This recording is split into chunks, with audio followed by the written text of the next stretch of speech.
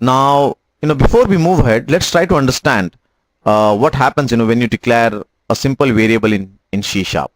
So for example, when you declare a simple variable, something like this, int I equal to 4, and your C sharp compiler runs this code, what it does is basically it allocates a simple chunk of memory, where basically it stores the value 4 with the variable name I and the data type as int. So basically, internally it allocates a memory, where the variable I with value 4 is stored. Now basically this memory can be of two types. One is it can be a stack, and the other one is it can be a heap. So depending on situation or depending on data types, it can either be a stack memory or it can either be a heap. So what we'll do is that we'll try to understand that in what situations your variables or your data types are stored on stack, and in what situations are they stored on heap. Now here's a simple method we have, method 1, and it has 3 sentences, or I'll say it has 3 lines of code. In the first line, basically we are just initializing a variable I with value 4, and in the second line of code we are initializing a variable y with a value 2, and finally in the third line we are creating an object of class 1. Now let's try to understand that what happens line by line, or what happens when the compiler or when the CLR basically executes the code line by line. Now when the first line of code, that is int I equal to 4, is executed by the CLR JIT, what happens is, for this a small chunk of memory is allocated on the stack memory type. So basically the stack memory type is allocated and I equal to 4 is stored on the stack type. Now when the control comes to the second line, that is int y equal to 2, again a small chunk of memory is allocated on the stack. So basically it just piles up, for I equal to 4 it has allocated 1 memory, and just above that it has piled up y equal to 2. Now the execution comes to the third line of code.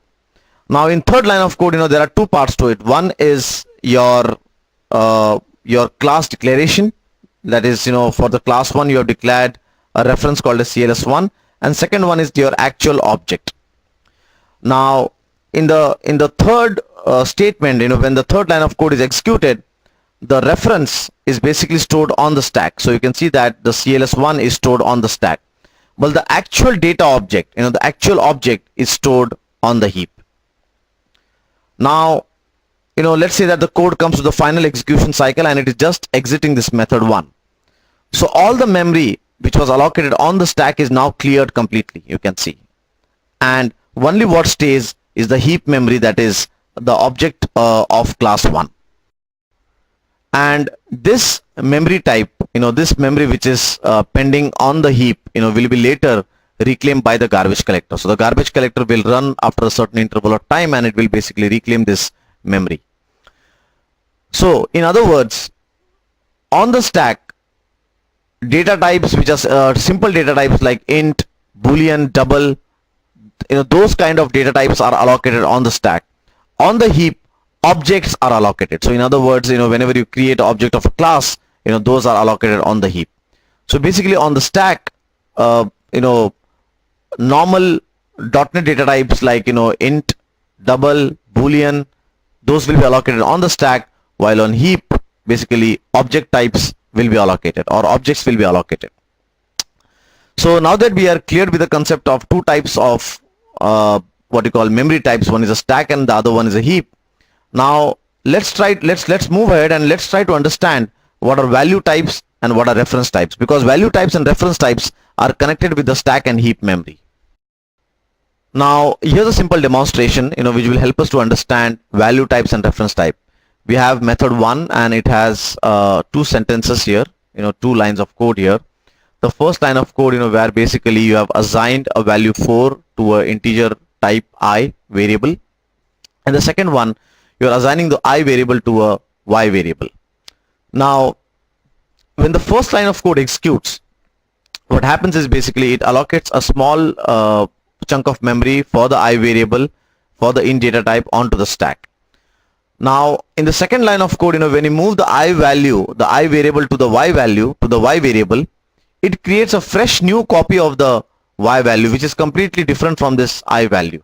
So in other words, if you go and change this Y value, it will not go and change the I value.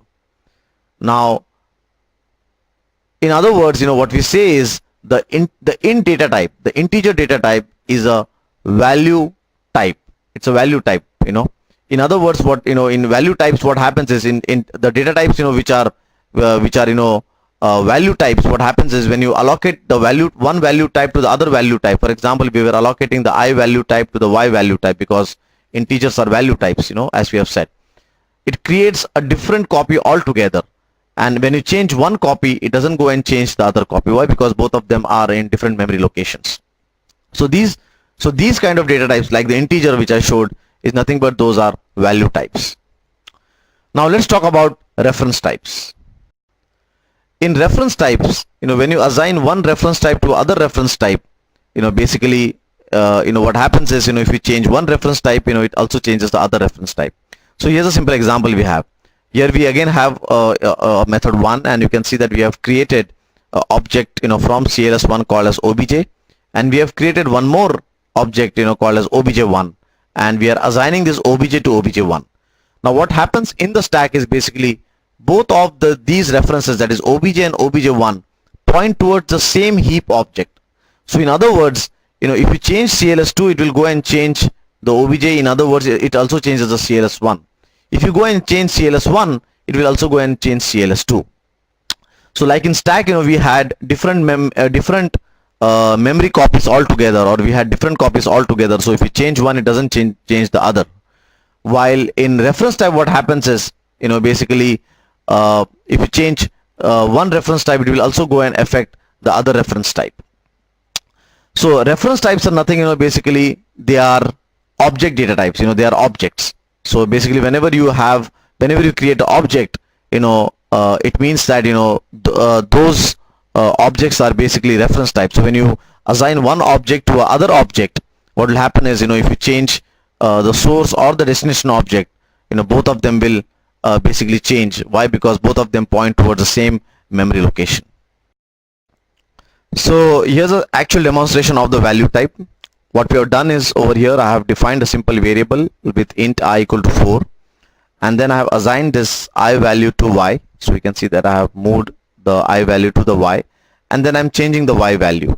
Now even though if I change the Y value, it will not go and change the I value. So let's see if this really happens. So I'll run this project,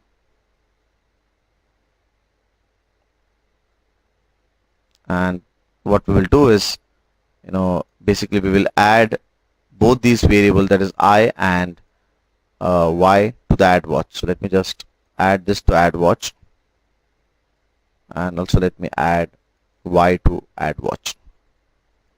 So you can see that at this moment, basically our I value is also 0 and Y is also 0. Now I execute my first line of code. So what happens is my I becomes 4 and Y is at 0. Now the second line of code, we assign the I value to Y. So basically now I also becomes 4 and Y also becomes 4. Now in the third line, we go and change the Y value.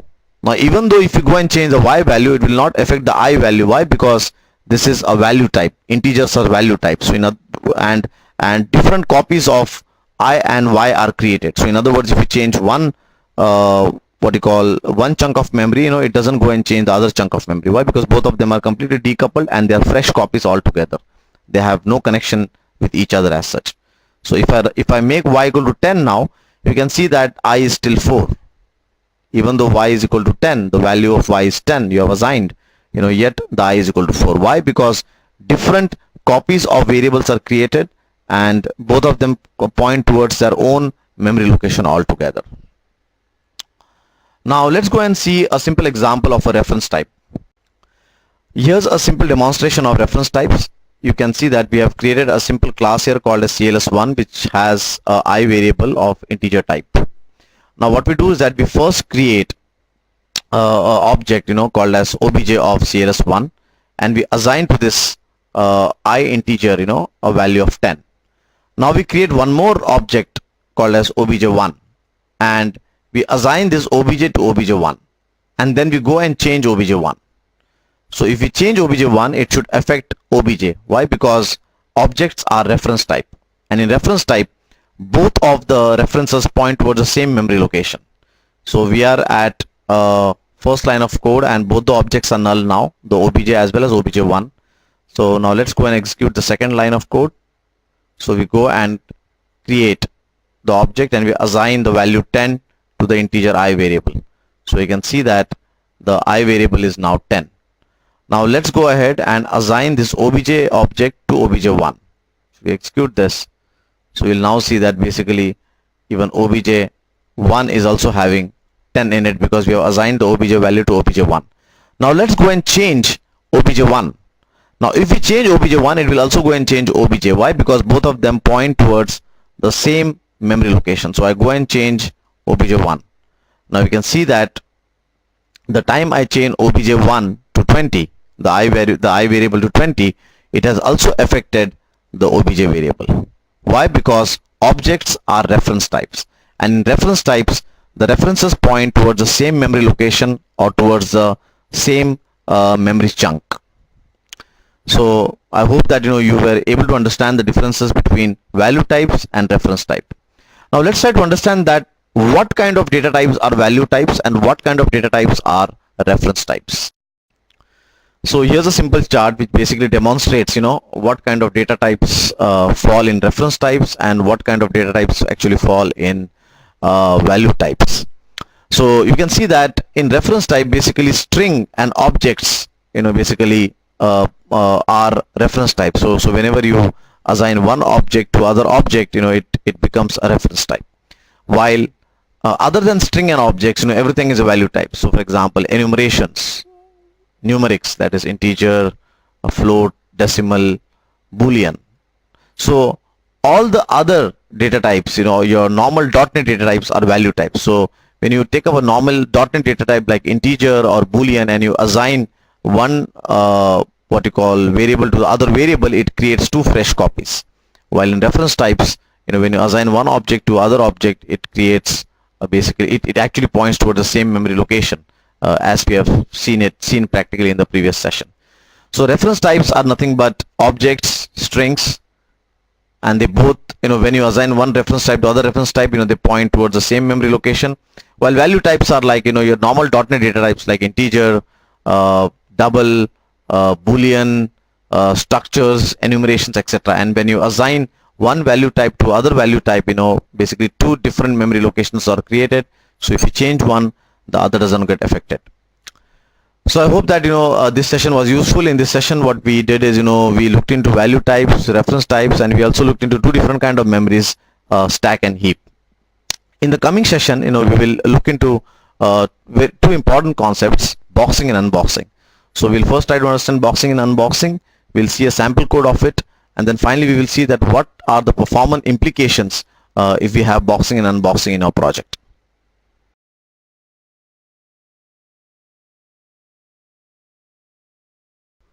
Now here's a simple method we have called as method 1, and it has 3 lines of code.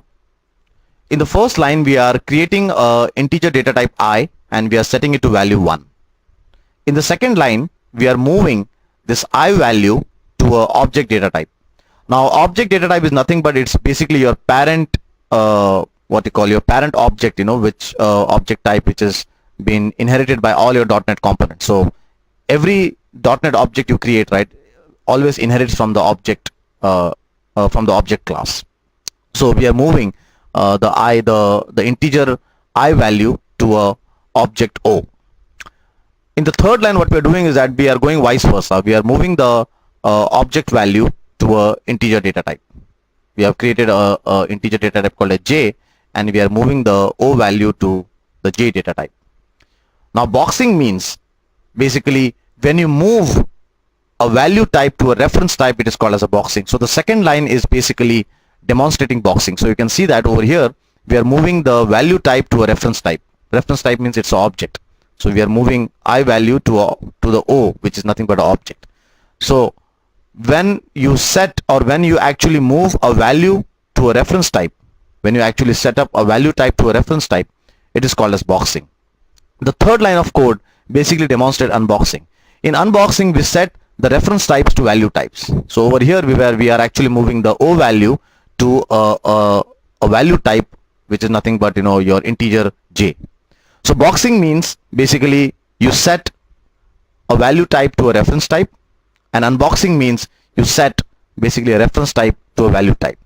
The best way to remember is, remember the word VR. So, when you move from value type to reference type, it is boxing, and when it is from reference type to value type, it is unboxing. Now what we'll do is that, we'll create a simple sample code, which, because over here it's just a PowerPoint presentation. So we'll open Visual Studio, we'll create a simple sample code, and we'll see that how IL code looks like. And finally, we'll try to understand the implications of boxing and unboxing from the performance aspect. Now here's a simple sample code we have, and in this code what we're doing is we have basically created a simple integer, and this integer we are moving to the object. That means we are doing a boxing, and then again we are moving the object to the integer. That means we are doing unboxing. So what we'll do is that we'll first go and compile this code, and let me see that where the exe is created. So let me just take the path where the exe is created, and we will open this exe using ILDSM to see that how the IL code looks like. So let me copy this path here and go to your Visual Studio command prompt and type ILDASM, and let's click on File, Open, and let's paste the path here, and I can see the console application 1.exe, and let's open it. Now we have written the code in static void main. So let's expand the node of ILDSM, and let's go to static void main, and let's see how the IL code looks like. Now you can see over here there's a word called as box, which indicates your second line of code from your static void main function, and there is a word called as unbox, which indicates where you have moved the object type to a object type to a value type. So basically you can see that how the IL code translates your boxing and unboxing code to a MSIL.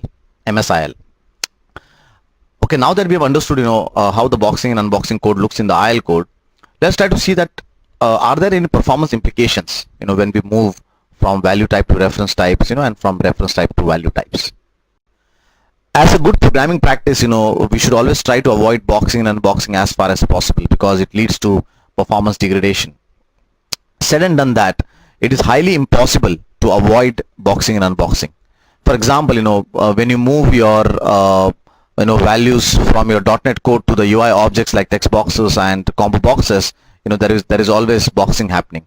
And when you move your values back from the UI objects to your .NET data types like integers and doubles and booleans, always there is unboxing happening, and it is very difficult to avoid this situation, because definitely you would like to collect data from the user interface, etc.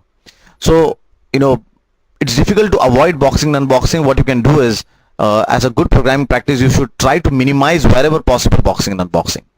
So what we'll do over here is we'll try to demonstrate that how basically boxing and unboxing leads to performance degradation, and and what are the implications of boxing and unboxing. So here's what we will do for demonstrating how basically boxing and unboxing affects our performance. I have created a simple function here called as box, and in this box function what I'm doing is I am moving the value type to a reference type. So you can see that basically I have created a simple variable with a integer variable with the I name, and I'm assigning 1 to 3 value to it, and then I'm pushing that value to the object. And I have also created a simple variable assignment which is without boxing. So here you can see that I have created again the same thing. I have created a integer I variable which is assigned 1 to 3, but this time I'm moving this I variable to an integer. So this function box basically does boxing, and the simple variable assignment, it basically does there is no unboxing and boxing happening here. It's just that the values are assigned on the stack and new copies are created. Now what we'll do is both of these functions we will call in a loop 10,000 times. So you can see that over here I have a simple loop here. I have created a button called as button unbox at box, and I'm basically looping. I'm calling the box function 10,000 times. And what I've done is I basically use the stopwatch function which belongs to system.diagnostic in order to measure how much elapsed time will this routine take to or will this execution take. And in the same way, I'm also calling up the simple variable assignment function, which has no boxing in it, and this function also I'm calling 10,000 times, and I'm measuring the performance using the stopwatch. So let's run this project and let's see what happens and how the performance looks like for the boxing function, and as well as for the function which doesn't have any kind of boxing execution.